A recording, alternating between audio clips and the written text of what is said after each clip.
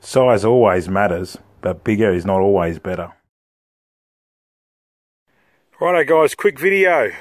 See on the internet so many times people asking about UHF antennas. Look, here's a simple video because there's so many people giving so much different information. Look, if you want to actually technically know how they work, jump on GME's website, Unidan's website, etc. Click on the antennas. They'll show you the radio wavelengths and how everything works with the frequencies. Okay, this one I've got on here, we've got a RFI antenna. Okay, this is a GME whip. This is a wire one.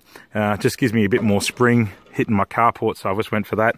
That wire one, a lot of people have seen it, and they go, oh, okay, is that as good as the other ones? What do you mean the other ones?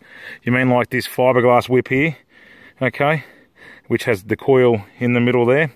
This aerial, they're rated to do the exact same job, okay, guys? So it doesn't matter what people tell you, they're designed to do the same job. This is a fiberglass whip. This is just a wire one. It depends on the application. These are normally fitted to cars that maybe don't have a spring. Say if they're fitted on maybe just a Commodore or something like that. More full drive stuff normally goes to fiberglass. I just run this and I mix it up sometimes, different aerials. Okay, so that's that sorted with, you know, those two aerials. Now, here you go.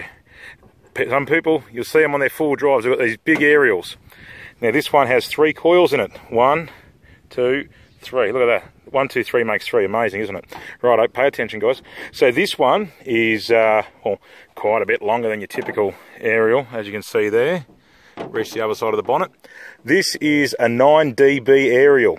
This aerial, now 9 dB. These are 6.5 or 6.6 dBi rated, and this one is, well, it's actually a wire one that I cut down, and I made my own roughly 2 to 3 dBi. Okay. Now, what am I talking about? 3 dBi, 6 dBi, 6.5, 9 dBi. All right. So, it's the opposite if you want, okay? If it helps you remember it. The longer the aerial, the longer the distance it'll go over long flat plains. Okay, this one is your intermediate. It does a bit of both. Not too bad for some sort of intermediate hilly sort of bush terrain, and obviously open roads are good. This one is what you want if you're in the high country. This is what you want. Some people be running these real big ones, or they'll run those big, you know, those really big fat UHF aerials. They do no better job at function-wise of signal than what these do in their respective dB class. If you've got a 6.5 dB aerial, a big fat fiberglass one, sorry to break it to you, your radio signal's no better than this one and no better than the wire ones, okay? So, alright, this is what you want for hilly terrain, short wavelengths. It'll go over the hills a bit more, and the signal will go up the hill and then down the other side of the hill. That's how it works, folks. This one's an intermediate. You chuck this one on in the high country, this big one here, you're going to get shit reception. You won't get nothing. In convoy you might. Someone on top of the, just over the other side of the hill, down the other side of the hill, a few hills away, nothing. Forget about it. Wank factor. You want this when you're doing the outback trips, you know, crossing the Nullarbor, going up the highway, that kind of thing. Hide is might with this one, and with the coils and that, you'll love it. That's what that's for. I hardly use this one unless I'm going on a really big trip. That's the only time I'll use it. Okay, the main two I use are the 6.5, 6.6 dBi, and the small ones. Small ones are really hilly stuff.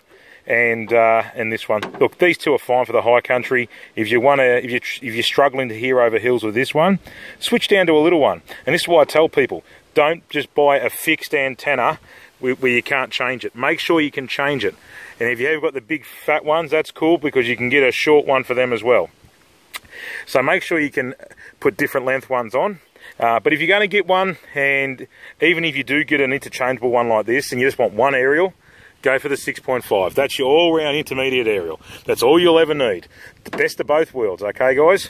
That's all you need. I carry these because in case, you know, if I'm in the middle of nowhere, big open flat plain area, my best chance of getting out is this one, and still you'd be lucky to get 20 Ks. That's why it's a good idea, because with UHF aerials and that kind of stuff, and phone aerials, height is might. The higher you mount it on your vehicle, the better reception's going to be. Most UHF aerials, though, are typically mounted on bull bars because it's easy to mount, etc. Have a quick look up here. This is actually my phone aerial, and I mount it up on my roof rack. Now, all you do with that is I just undo those bolts, loosen them, I stand it up, and then it's on the height of my roof rack. And then I've got so much more height and so much more signal, and that makes a big difference. So if you're not going under low trees and shrub all the time, by all means, mount your UHF up on your roof, because that's where you're going to get the best bloody signal. We're talking worlds apart in difference, just from there to there. Okay guys, hope that's helped, cleared up a few myths. Any questions, post them. Any negative stuff, yeah, post that just so I can delete it. I've got nothing else to do. Good on you, eh? Uru.